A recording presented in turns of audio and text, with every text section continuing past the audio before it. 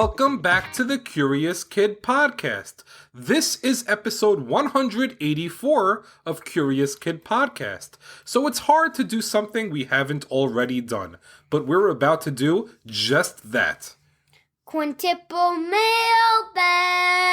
Not one, not two, not three, not even four. We've got 5 pieces of mail this week. Quintuple mailbag!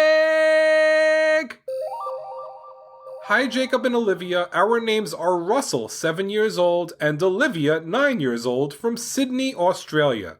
Can you talk about the topic of Greek mythology? We love your podcast, and we love to listen to it in our parents' car during the car rides. Hope to hear from you soon, Olivia and Russell. Hello, Olivia and Jacob.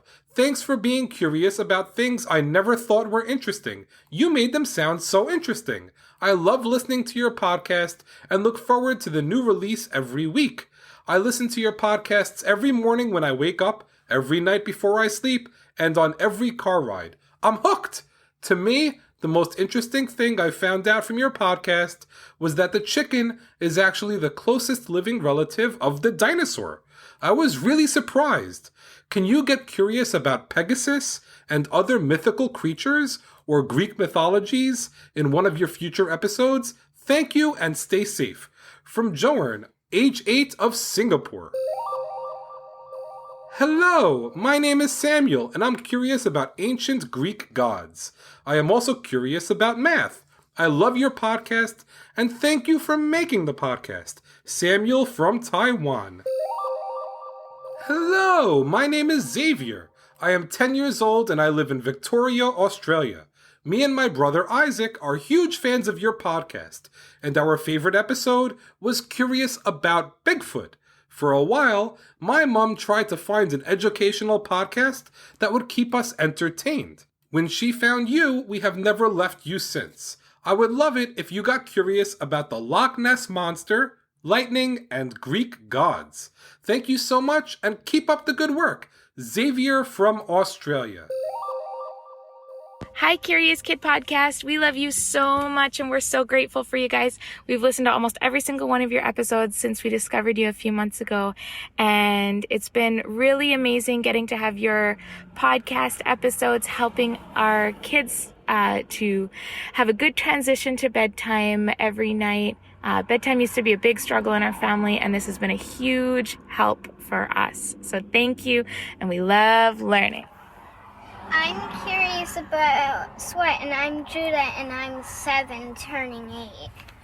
Hi, my name is Noah. I am 10 years old. I'm curious about phoenixes and dentures. Dentures are also called false teeth.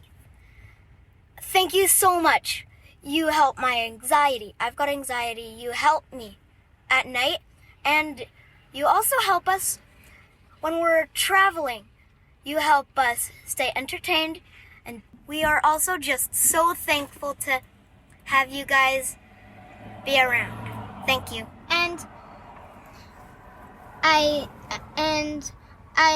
thank you for making this podcast. Oh my goodness. Thanks so much to Olivia, Russell, Joen, Samuel, Xavier, Judah, and Noah for reaching out and telling us what you're curious about. We are getting curious about Greek mythology for you this week. Those messages were sent to us by email, Facebook, Patreon, and voicemail. We love hearing from our listeners, and there are so many ways to get in touch with us. You can find all of the ways to reach out to us in the episode notes for each episode. When I read and listened to the messages you just heard, it really hit me in the heart. We truly have the best podcast listeners in the entire world. There is a ton to learn about Greek mythology, so let's get things started with the question of the week. The question of the week is, in Greek mythology, what is the name of the goddess of victory? That's a tough one. Chances are you are familiar with the name of the goddess of victory, although you probably don't know anyone that has the name. Okay, Olivia, why don't you tell us what Greek mythology is? It's a collection of stories that started in ancient Greece thousands of years ago, and the stories are still being told today. The stories are about Greek gods, and the stories were created to help explain why things happen. A few months ago, we got curious about superstitions, and you may remember that superstitions came about for the same reason, to help people understand things they couldn't explain. These days, we have the aid of science and technology to help us understand things we were unable to understand hundreds or thousands of years ago. The word mythology comes from the word myth, which is a made-up story. The stories of the Greek gods were passed down from generation to generation before they were ever written down. For that reason, there are often many versions of some of the stories that make up Greek mythology.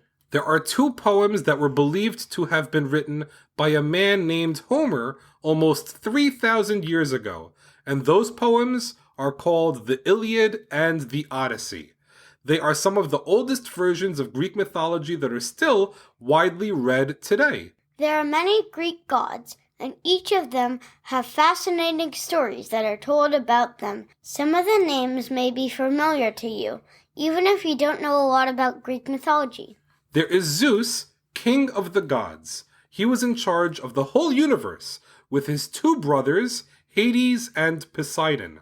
Hades was in charge of the underworld, and Poseidon controlled the oceans. Zeus ruled the earth and sky with his mighty thunderbolt. He also controlled the weather. Back when the story of Zeus was first told, people didn't understand the weather like they do today. They feared thunder and lightning. It totally makes sense that they would make the god that controlled the weather the most powerful of all the gods. Then there is Poseidon, who, as we mentioned, was Zeus's brother, and he ruled the seas. He was also the god of earthquakes and horses. He had long blue hair, my favorite color. He carried a trident, which is a spear with 3 points. He was able to create earthquakes with his mighty trident. Poseidon used a golden chariot to travel, and the chariot was pulled by beasts that were half horse and half snake. Talk about an interesting looking animal. Zeus had many children, including beautiful Athena. According to Greek mythology, Athena was born out of Zeus's head. Not only that, but when she was born, she was fully dressed in armor. And, as you might imagine after being born wearing armor, she was a great warrior. Athena was the goddess of wisdom. She carried a spear and shield and would often be seen with an owl. Owls soon became known as a symbol of wisdom. Athena was able to grow olive trees by simply hitting the ground with her spear. The wood from the trees would help build houses, and the olives provided nourishment. Athena was very popular, and the Greek city of Athens was named after her. Not all of Zeus's children were as impressive as Athena, like his son Ares, for example. Ares carried a spear and shield like Athena, and a sword as well. He wasn't a great fighter like Athena, though. Ares wasn't useful in war, but he thought of himself as a great warrior. He actually turned out to be more of a bully and coward. He also wasn't loyal and often took both sides in a battle.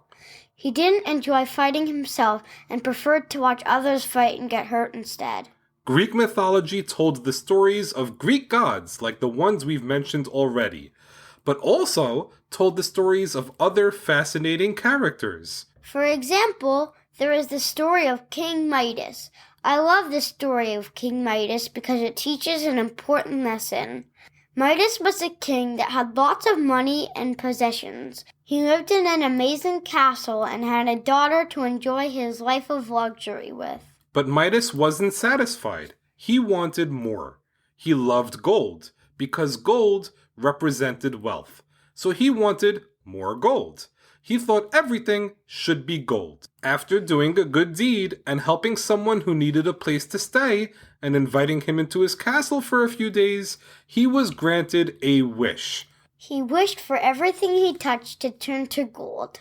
After being warned to think twice about his wish, Midas was convinced that he wanted everything he touched to turn into gold. It sounded like a good idea at first. He started touching objects, and they turned into gold. Table, boom, gold. Bathtub, bam, gold. Carpet, shazam, gold. He was delighted with his new power. After turning a bunch of things into gold, he sat down to eat.